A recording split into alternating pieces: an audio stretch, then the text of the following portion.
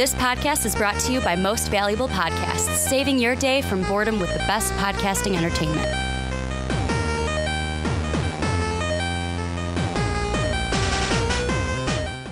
What's up, what's up? Real MVPs, Ricky Widmer here, along with Dave Oster. Hey, everybody. And two things. First off, I'm not usually saying Dave Oster's name on a movie review. It's not even the Rick and Johnny podcast. No. Johnny said I had to say this, so don't get mad at me, Dave, but Johnny was like, well, it's not going to be the Rick and Johnny podcast. It's going to be the Rick and Davey podcast.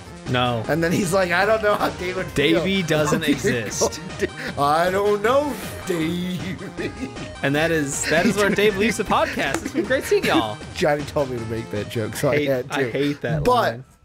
Welcome to the Rick and Johnny podcast. Johnny's not here for reasons I will get to in a second, but we saw Shazam, Dave. We saw Shazam. We saw Shazam. We saw Shazam. We're going to break it down. The other thing that you guys are like, this is weird. A movie review isn't coming out on a Monday for the Rick and Johnny podcast. The reason being, you and I I can't say saw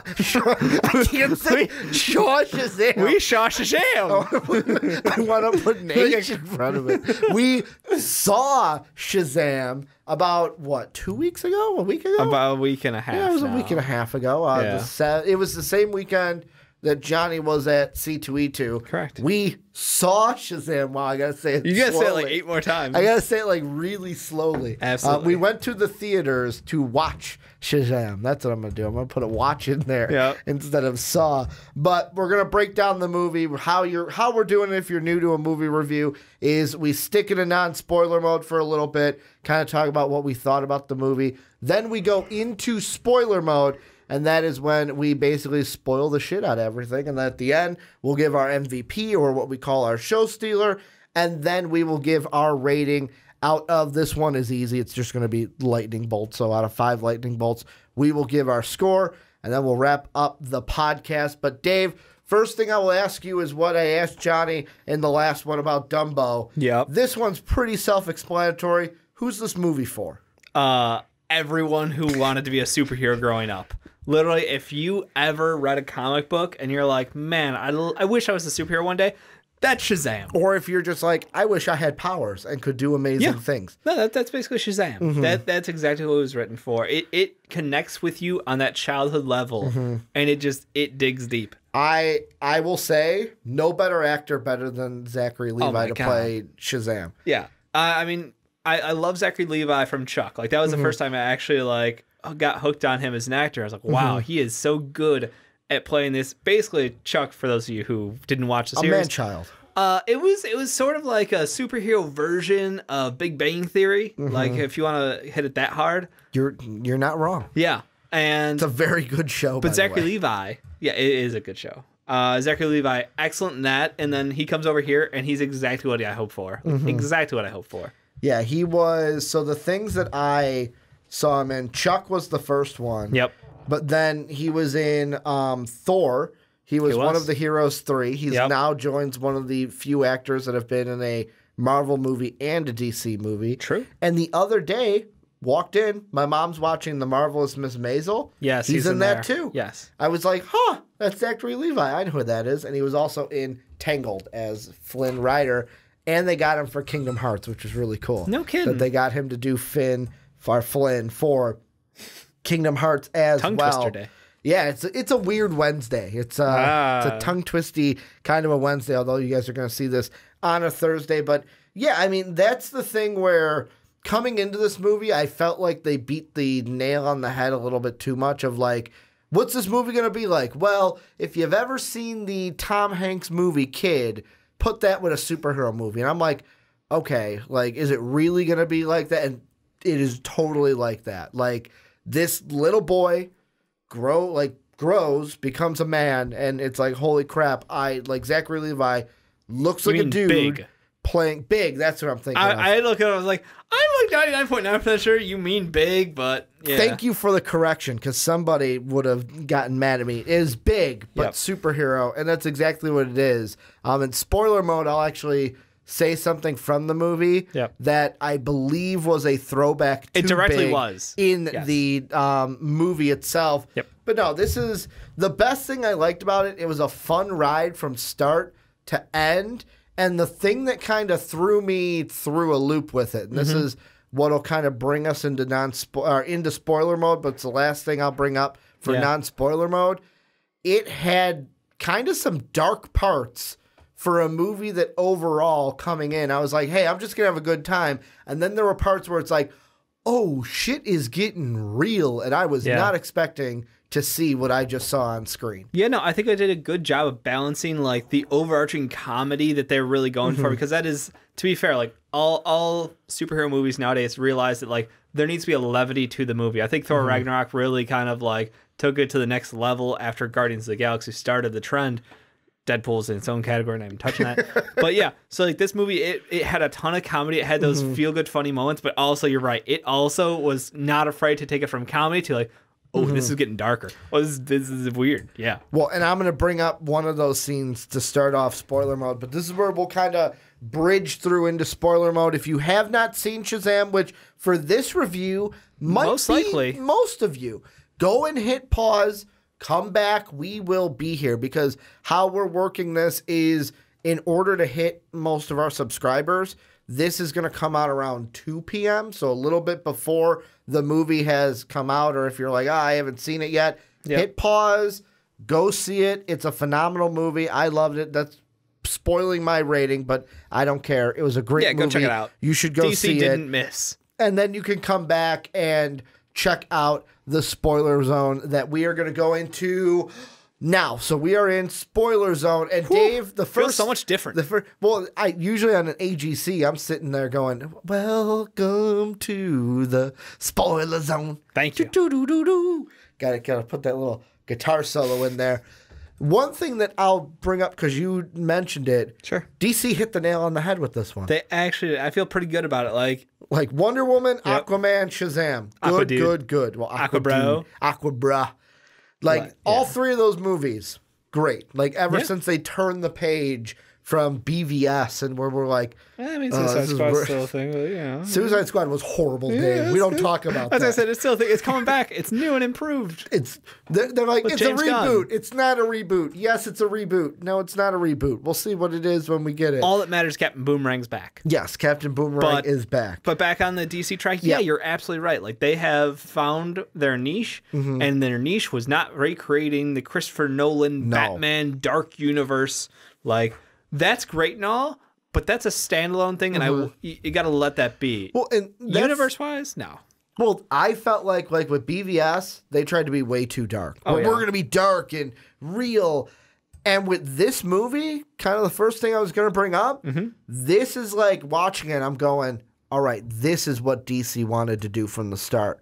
Because like we mentioned in non-spoilers mode zone, that, it was very comical.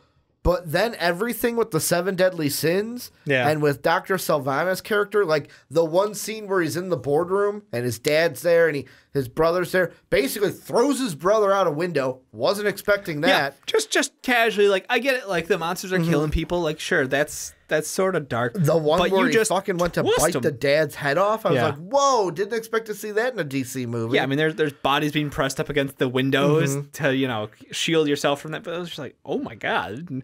Like, that they treat it like a total throw. I was like, he just murdered his brother. Shouldn't we, like, care about this a little more? Yeah. I think that's the one thing that's like, to start the movie, it felt, they start you off with the, this is the selection process for Shazam, and here's the setup. And all of a sudden, like, I didn't like the gap. I guess the lead in. Like, I thought that was kind of cool, but then when they spun it out to, like, here's him as a kid, and then we come back and it's like, boom, now he's a, whatever, multimillionaire, whatever guy doing these tests to find people who've had similar experiences. Because he wants to get back there. I think that was a bit of a stretch for me. But I do agree, like, the tone was right throughout, and the seriousness of, like, murdering people, just up and right murdering people. Well, and the thing, I didn't really have a problem with that, maybe because I didn't look into it as much as you. No, but like the thing I did, I like the whole MO of like, you are not worthy. Yeah. And basically the whole of like, well, fuck you, I am worthy. And by trying to show that he's worthy, you're really showing you're not worthy. Where it's like, there's a reason we didn't pick you, and this is why. But the cool thing on top of that is it kind of shows how selective, like how many people have been, attempted to be chosen for this process. And, they show you in the scenes and they're going through thousands of video entries for the same situation. It's like, okay, they've gone through a lot of people on Earth trying to find the one. And like, that's what makes him so special. I think that kind of added a value there. Do you think you would have grabbed the eye? I don't know. That's a toughie. Everyone, like, I'm sitting in the movie thinking, I wouldn't have grabbed the eye. I don't think I would've. Realistically, it's like, that's the thing where it's like, when push comes to shove, and if you were really in that situation, could you? Like, what kind of a power the 7 deadly sins kind of have over you? Yeah. Where it needs kind of like a very, like... But that's the difference. Strong-willed person. It's they have it over you, and not you have the power, where Shazam is, you are the embodiment of the gods. I mean... I do love the Black Adam mention at the beginning where he's like, we had a fallen champion. I was like, The Rock. I was like, oh my God. We're totally good. Which I was like, please give me a Black Adam tease at the post. Yeah. They didn't, but it really didn't. It didn't matter to me. I was like, I know we're going to get it, and The Rock is going to be Black Adam still, hopefully, because that's going to be awesome. But I mean, I love the Black Adam. The Black Adam kind of throw at the There was a lot of toss-ins, I also like the Superman cameo at the end. Yes. Like, hey, I brought a buddy, and it's just cut off from the neck down. We're not paying anybody for this. Yeah. That's what that said. That wasn't even Henry Cavill. That was just somebody who, hey, you kind of look like Superman. Want to make $50? You're kind of muscular. Stand up there. We don't have to show your face, so we can only pay, we can pay you dirt cheap in order to do it. Where do you want to start with this after? Because that's where I wanted to start with the whole dark thing, but we got through that. What with you, story-wise, either you really liked or you didn't like? I think I loved connecting with people as people. Like hearing Billy's story of, going from house to house, basically never looking for his mom. Looking for his mom, but then continually kicked out of the foster homes, and basically, he understands. He at that point he's like, yeah, whatever, next house. Like he gave up on, trying to connect with that foster family. And then he meets literally the nicest couple in the universe, I'm pretty sure.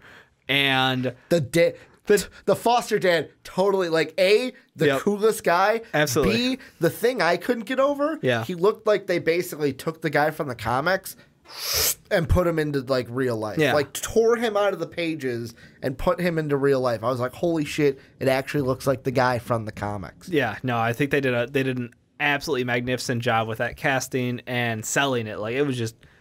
you could feel that was a family, and that was the, like, conglomerate. It was the, here's all these kids who are adopted. They've got nothing in common other than this family. And you got that sense of, like, they went a little heavy-handed, I felt, at the times with the hands-in moment at the dinner table. I loved it. I got a kick out of it. That's straight out of the comics. I know, that's the thing. Put the hands on the table. And that's the thing. I think they kept true, but they sold me on that. And I think it was nice because, like, it's a superhero movie, and to ground it around, like, his relationship with his family, I think that was a strong, like, counterpunch to that. Yeah, and I mean, that to me was, taking that and kind of jumping a little bit to the end, I'll be completely honest, didn't think we were going to get the Shazamily in this movie. Yeah. I totally was like, I was coming in going, all right, this movie's all going to be about Billy. It's going to be Billy growing into being a hero at the end in the third act. It's going to be him defeating Sylvana, and then maybe we get thrown into a Black Adam thing,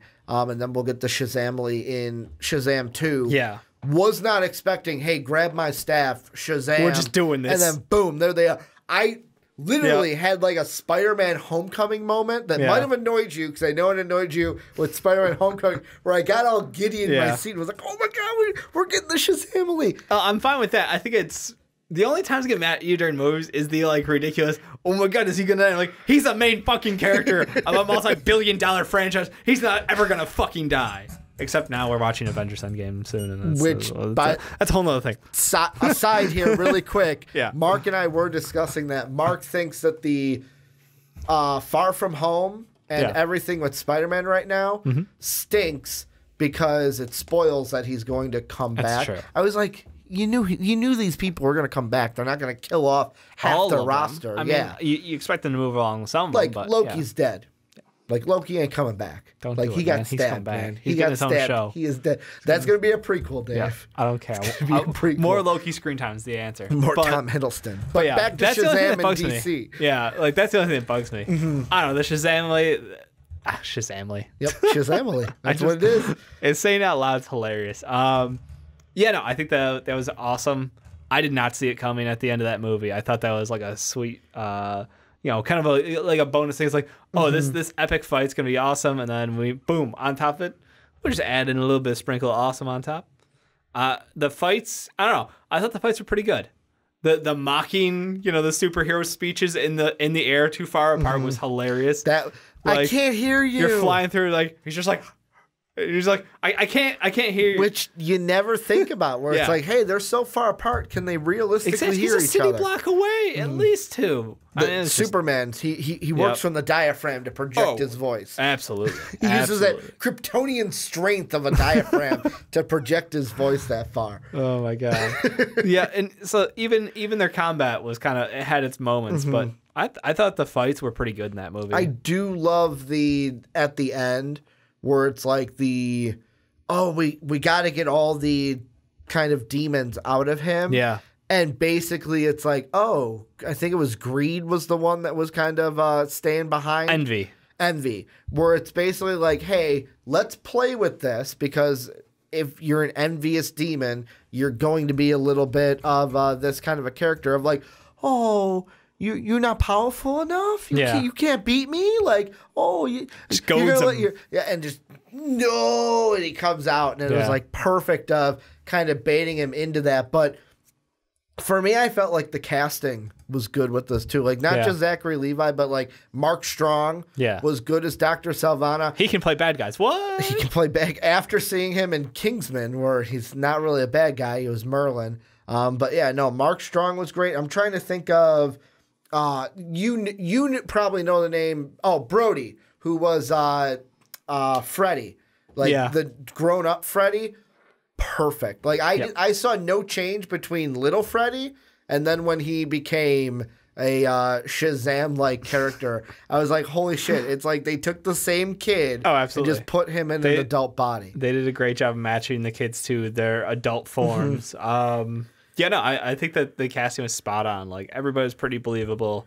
And I think that was the other cool thing was like the ending. They really got to show like each of their I guess values or whatever kind of makes them stand out as a character. Yeah, in the family, and that kind of really pushed through. So that was cool. Because you had I'm going to be bad with names, so I'm going to use colors. Green was the one kind of holding up the Ferris wheel, like don't fall, don't fall, don't fall. Yeah. Or like I got this. Oh wait, I really do got this. Holy shit! The joke that I made was purple, better than the DCEU Flash. Let's just have her be the Flash right now. Maybe recast her for Flashpoint. No comment. I didn't get your thoughts on that. I thought I was gonna bait you in there. Nope. And then what was the Street Fighter reference that we got? Oh, he did Hadouken? Yeah, that was the gray one, right? I can't remember at this point. Like, the problem is it's been too long. See, and that's the problem too, is we saw it 2 weeks ago. Yeah, we should have recorded right after. We live and we learn. Yep. But no, with this one, I hate to be like this, but I didn't see really any negatives with this movie. I think if you look a little harder, yet again, that's my DC shaded goggles. I get you. Are there, but yet again, I've been very crucial of BVS. Yeah. But it wasn't anything. I wouldn't say a negative. Just one scene that struck out to me was the whole meeting the mom and reality just kicking you in the balls. Oh, she's a terrible person. Yeah. Because absolutely. That scene, I was I knew it was coming. Well, because that's the thing I know where this is going, when they showed I felt horrible. When they showed it the first time, I was basically like Billy Madison in the theater. How do you not look for him? You get out there and you find your fucking dog. That's what I'm thinking in my head. You just stop looking for your kid? Yeah. I'm just going to stop looking. But I like with that how they played in a very real situation of hey, I was 17. Your dad left. Yep. I was like, holy shit, I can't do this. But I lost you. But no. Because remember, she saw him, found him, and then was like, I walked away. And that hurts so much more. The I lost, fine. But the thing I look at is with the whole situation that they had. Yeah. Is she a terrible person? Well, you're damn right she is. This movie has morality. Yes. Remember, this whole thing is she's stuck in a situation where she felt like she couldn't do best for him and for herself. And she just left him with the police. Yeah. Shazam gets superpowers. What does he do? Dance on the street, perform, take photos, charge people's phones. Like, steal money from a ATM. True. I mean, that's the thing is like, morality was a huge thing going through this whole movie. Like, it was a massive theme for it. And I think that, you know, Billy growing up to be Shazam and like knowing, this is what it is to be a superhero. When he shot the wheels out from under the bus and then caught it, that was a moment. But dude, did you see that?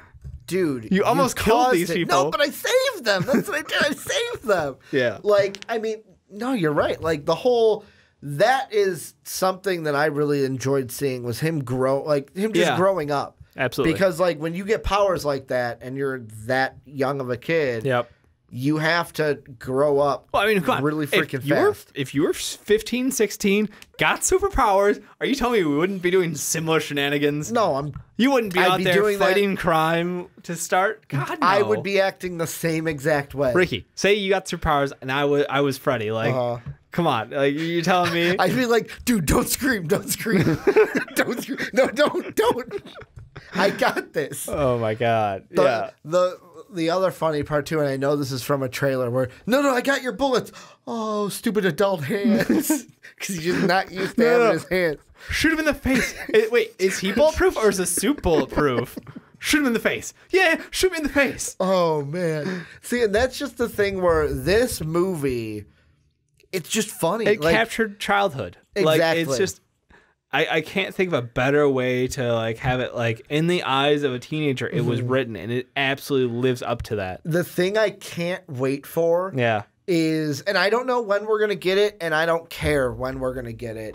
I can't wait for the next Justice League movie to see the and have him interact with the rest of the Justice League. Because if you think of the Justice League characters, I mean, Superman, Boy Scout character, Wonder Woman kind of has a serious tone to her. Oh my God, can you imagine like the new Shazam and her? The new Batman is going to be like, I know Ben Affleck is gone, but like the new Batman's going to have a serious tone because he's freaking Batman. No.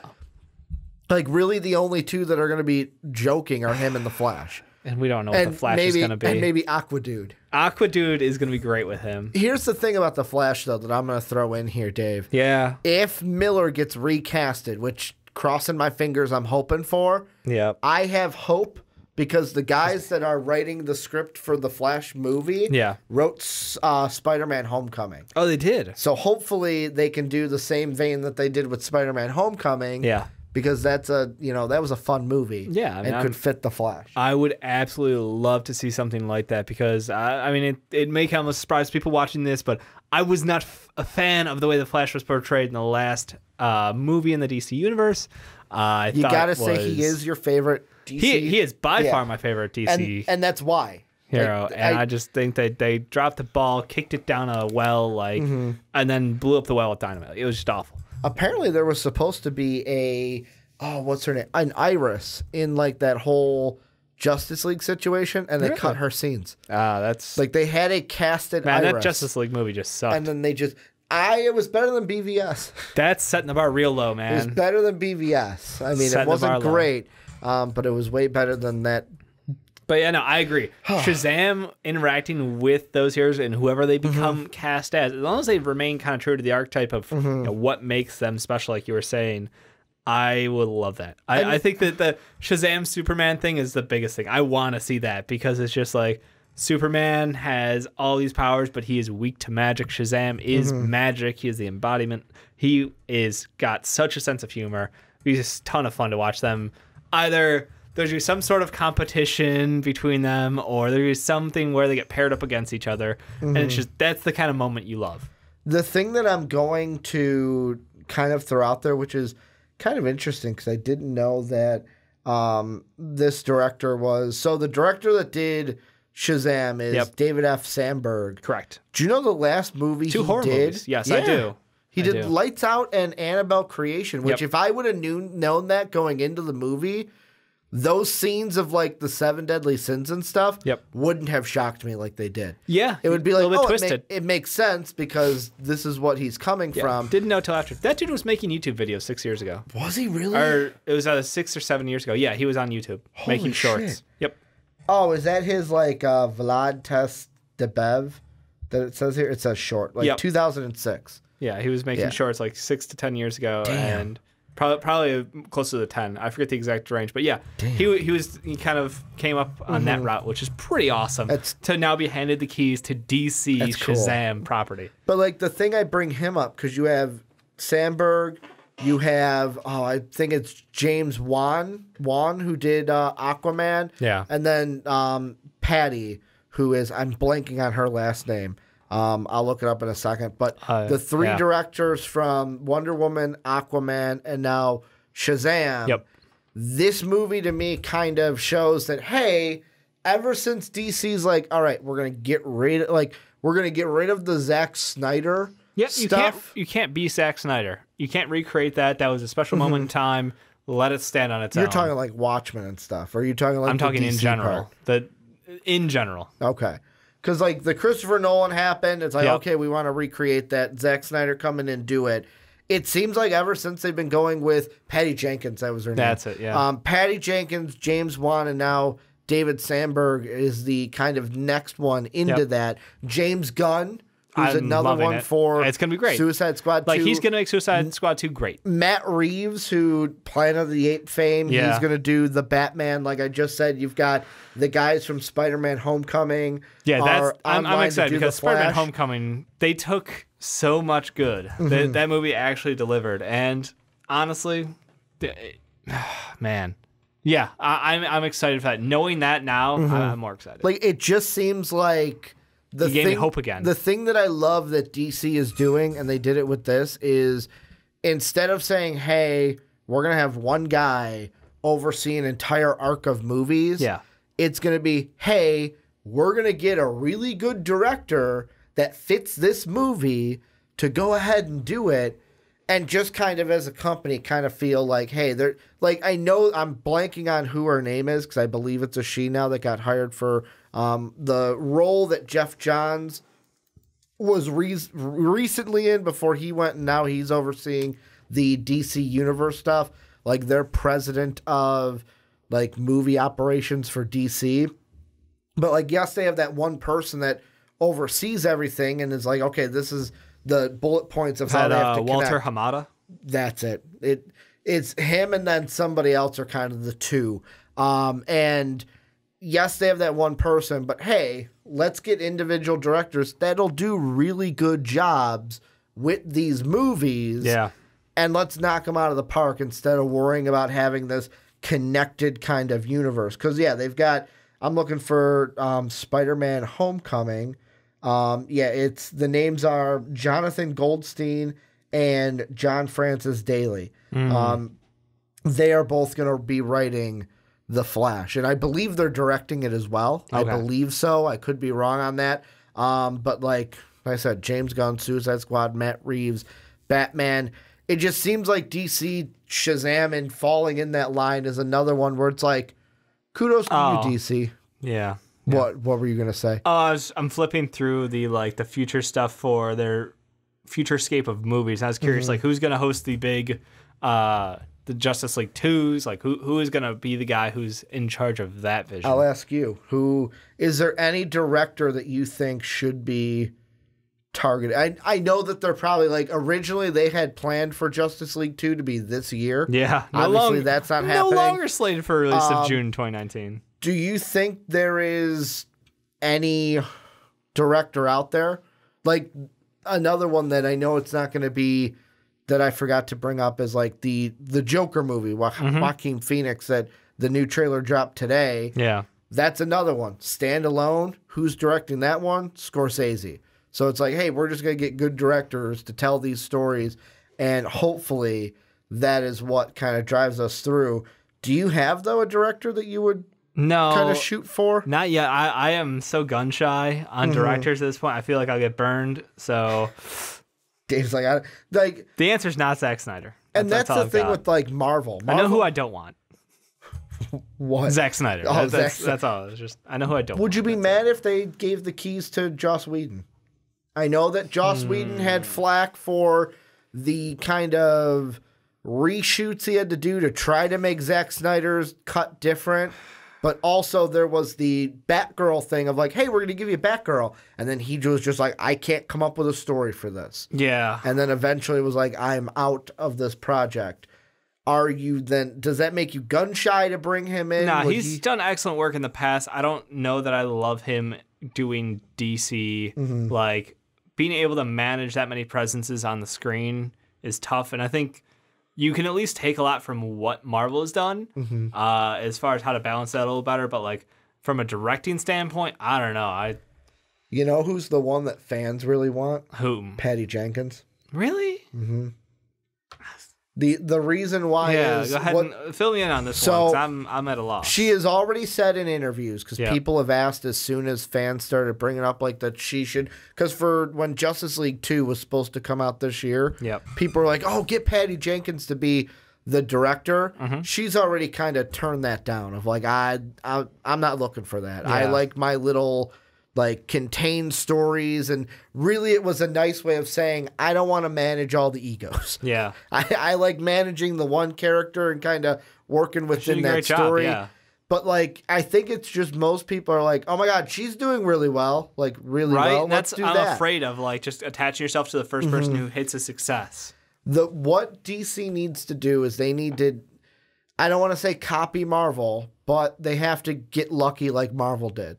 Marvel got lucky. They got the Russo brothers to do Captain America. Yeah. And then they were like, fine, we'll do the Avengers stuff. Yeah. And they just took it over. Like, that's what Marvel needs. They need a director that might start out a little smaller with them. That's your three. You named them. Could you see any of these people? I mean, Patty already publicly spoke, you said, but any of the other two?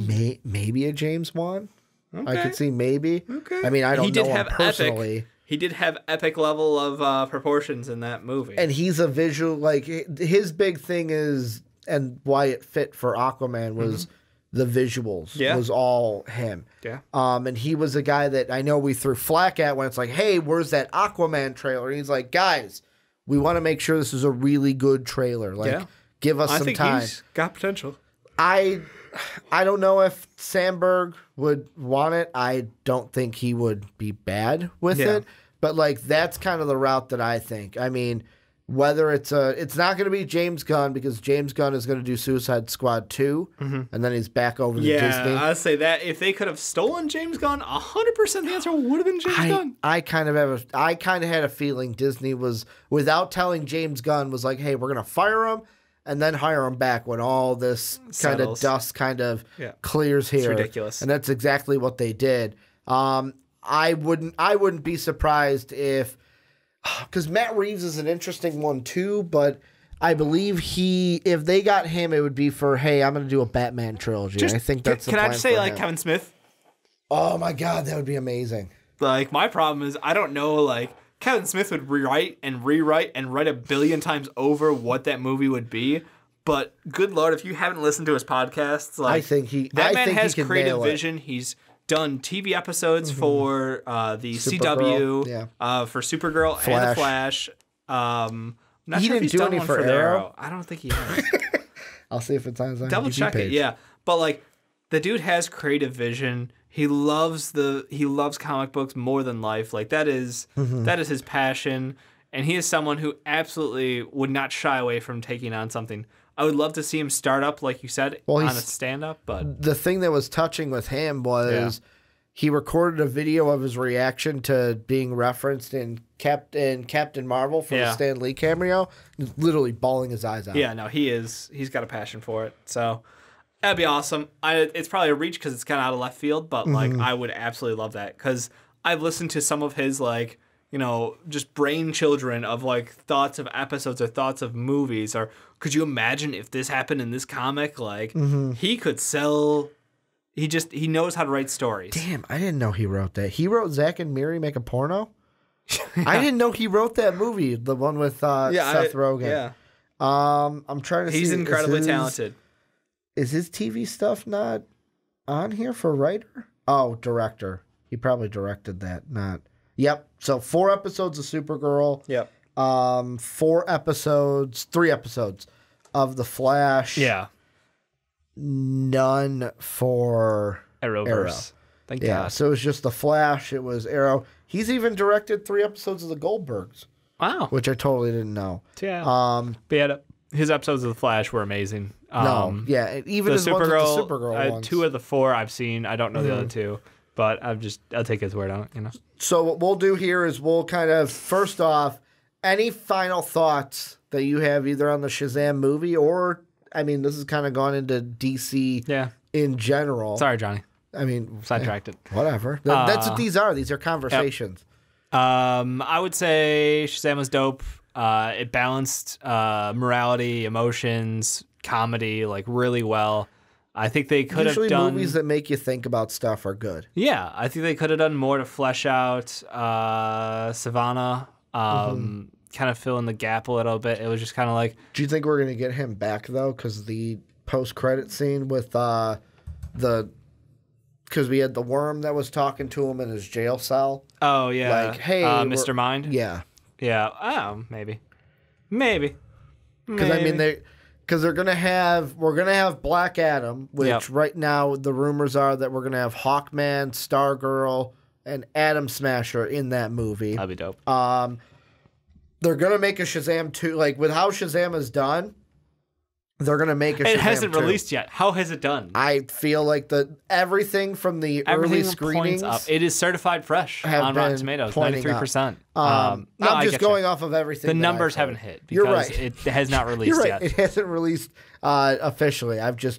We saw it and I was like, oh my God, it's really good. And this is a pretty much can't miss superhero movie. It's totally like, to me, it's exactly what I expected coming in. A fun ride mixed with a little bit of, holy shit, what the hell did I just watch there? Yeah. But kind of in a good way. Let's move on to the final part. First, we'll give our show stealer, and I feel like we're going to be on the same page, so I will let you tell us why it's Zachary Levi, Dave. I mean, he's the embodiment of a 15-year-old with superpowers. Like, that man... Because I asked you after the movie, I was shooting lightning out of his hands. That's awesome. That was awesome. That's one of the funniest scenes in the movie. I still think my favorite scene is the convenience store. The shoot him in the face? Yeah, shoot him in the face. And then after they try the beer, it's like, ugh, and then they come out with all the jerk. Hey, I'm a superhero. Well, yeah, Captain Sparkle Fingers. No, that's not my name. That's not my name. Yeah, no. The thing I forgot to bring up. Yep. The toy store. First off, I love the Get 'em Batman and the Kevin Conroy Batman voice. And then the piano, which was a straight reference to Big, which I was like, oh, that's kind of cool. That's nice. It was nice of them to do. I also did like how Billy's like, Shazam! Haha, I'm a little boy in the crowd. You can't find me. But then they gotta go to the bathroom. Shazam! Yeah. The guy runs out. Oh, no. We're all thinking it. It's like, how does he go to the bathroom? He's in a giant suit. It's a magic suit. Do you have superpowers? Dude, I don't even know how to pee in this thing. But I think it hit on the moments right, and you connect with it as a person. It's such a basic level. I will say honorable mentions is I've got to give an honorable mention to Brody because I almost wanted to give it to him. I also wanted to give it to Little Freddy as well, just because of they were so funny. But Freddy was great. Yeah. But then when I asked, you're like, Ricky, it's Zachary Levi. Yeah, I was gonna say, and it's nobody else. It's not even close in my mind. There were other fantastic character portrayals in this movie. Don't get us wrong, but Zachary Levi is the embodiment. Dave's like, if I'm given a nominee for a Rick and Johnny Award at the end of the year, it's gonna be Zachary Levi from this movie. We'll see. So now, just because I'm gonna start doing this at the end of all of our reviews, are we gonna rate? Do we give our ratings? We will in a second. Okay. But Zachary Levi now joins James McAvoy, Rosa Salazar, F. Murray Abraham, Jay Baruchel, Ben Mendelsohn, Brie Larson, Samuel L. Jackson, John Oliver, and Dumbo as our show stealers of the year. Yeah, Wait, that's how did bad. Samuel L. Jackson and Brie Larson both get it? So here's what it was. Because that's confusing. Johnny gave it to Brie Larson. Wow. I gave it to F. Murray Abraham, who was he was the Talos. Oh, okay. We both agreed that Samuel L. Jackson was also so good, he just got one. Oh, okay. So they got 3 out of that one? We mutually agreed to give one to Samuel L. Jackson. Got some wet boys voting there. Exactly. That's where I got the inspiration from. I said, Johnny, if you agree, I am willing to do that. And Johnny's like, let's do it. So Samuel L. Jackson got a unanimous show stealer. And then Johnny and I gave, it wasn't F. Murray Abraham. It was Ben Mendelsohn. Yeah. It was Talos. I would say Ben Mendelsohn was definitely. Ben Mendelsohn and Brie Larson got the individuals for that. But now here's the one. Dave, what's your rating? Because we all know mine. We all know mine. It's a 5 out of 5. I love this movie. I might be rating it a little high because it's a DC movie, but it was fun. It caught me with surprises. I had some things I wasn't expecting, and it was exactly what I wanted, which was a fun ride. I'm going 4.5. Like, I want to give it a 5. It's just not perfect. There's. I start off at 4. Out of you. I started off at 4, and I worked my. You basically badgered me to give it more. I was like, all right, 4.25, and they're like 4.5. All right, fine. Like you're a tough grader. I am. I think the problem is, like, when you set the scale, like, a 5 is a perfect movie. Yeah. And this is not a perfect movie to me. What was the last perfect movie you think you saw? Into the Spider-Verse. Okay. So that would have been Dave's last fairly recent. 5. It was fantastic. Visually, it was amazing. The music was amazing. The storyline was good. They pulled, stuff from basically the different Spider-Men of the past 2 decades to add to the character of Miles Morales to make him unique and to make him fun and to make him relatable. Yeah, that movie had did you guys do that one? We did not. So fucking 5 stars. Into the Spider-Man. Go see it now. Go buy the movie. It's available to buy. Buy that shit. You'll want it forever because it's amazing. So that one was an end of 2018 one that because we kind of fell off. Yeah. We saw Tomb Raider. And then basically Into the Spider-Verse, Aquaman, Mary Poppins, Bumblebee. We were kind of like, we saw Into the Spider-Verse, we saw Aquaman. Yeah, those should have gotten reviews because they're both great. I know, they should have. That's why this year I was like, Johnny, we're getting on this shit. Key movies. I mean, Into the Spider-Verse, just go. If you have not seen it, go buy it. Here's my question for you here at the end. I looked into that because I could not think of a 5-star. I was like, what did I see recently? Oh, that's right. I know Spider-Verse. I know for a fact because so far the only reviews Dave has been on are Solo. We did it just like this because Johnny didn't go see it with it. Johnny, I found out, has still yet to see Solo. I think it's on like Netflix or something. It is. So I'm like, Johnny, go watch that. Yeah, totally. It's a good movie. You were on that one. It's enjoyable. You were also on Pac Rim Uprising with us. Because of course Dave's going to be on Pacific Rim. That was not a good movie, but that was enjoyable. Here's the thing. You will be on another very soon, review I hope. This year. Avengers Endgame, which I'm crossing. Here's what I'm crossing my fingers for, Dave. Yep. And really, it's you and Johnny that are the linchpins in this. So we're seeing a 8 o'clock movie. Yes. It's a 3-hour movie. Yep. That brings us to 11 o'clock. Yep. I would ideally not want to wait until Saturday to talk about it. I don't think we could. I would like to record that night. It would be very late. As long as we can get access to the studio. That's exactly what you and me are on the same boat. So Dave will be on that one that week. Hopefully it gets a perfect Infinity Gauntlet. I don't know. You're going to go, and here's the question.